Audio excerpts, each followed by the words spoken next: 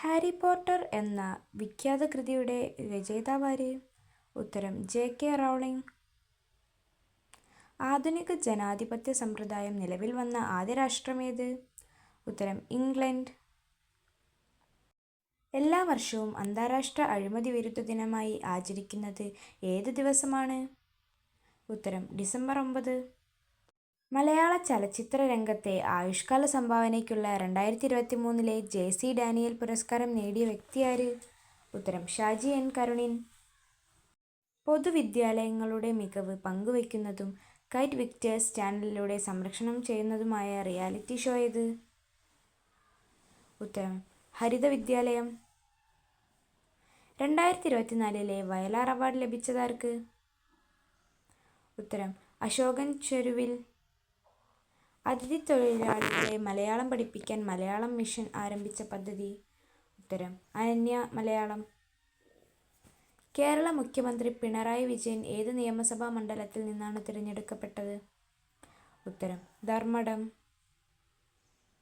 ഇന്ത്യയിൽ ഏറ്റവും കൂടുതൽ കടൽത്തീരമുള്ള സംസ്ഥാനം ഏത്?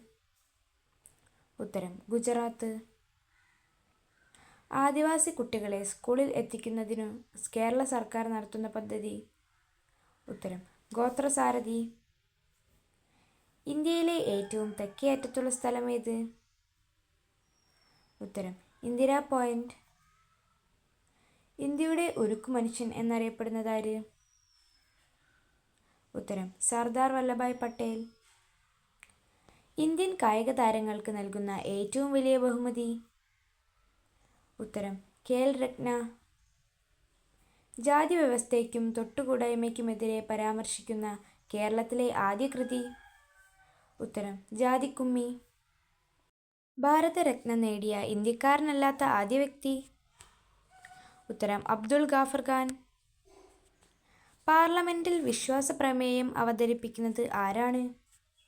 ഉത്തരം പ്രധാനമന്ത്രി. നിലമ്പൂരിലെ തേക്കിൻ കാടുകളിലൂടെ ഒഴുകുന്ന നദി? ഉത്തരം ചാലിയാർ. ഇന്ത്യയിലെ ആദ്യത്തെ തൊഴിലാളി നേതാവായി വിശേഷിപ്പിക്കപ്പെടുന്ന വ്യക്തി? ഉത്തരം അയ്യങ്കാളി. ദേശീയ യുവജന ദിനമായി ആചരിക്കുന്നത് ആരുടെ ജന്മദിനമാണ്? ഉത്തരം സ്വാമി വിവേകാനന്ദൻ. ഗ്രഹങ്ങൾ തമ്മിലുള്ള ദൂരം അളക്കുന്നതിനുപയോഗിക്കുന്ന തോത്? ഉത്തരം astronomical unit.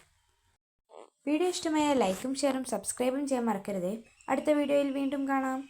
Thanks for watching.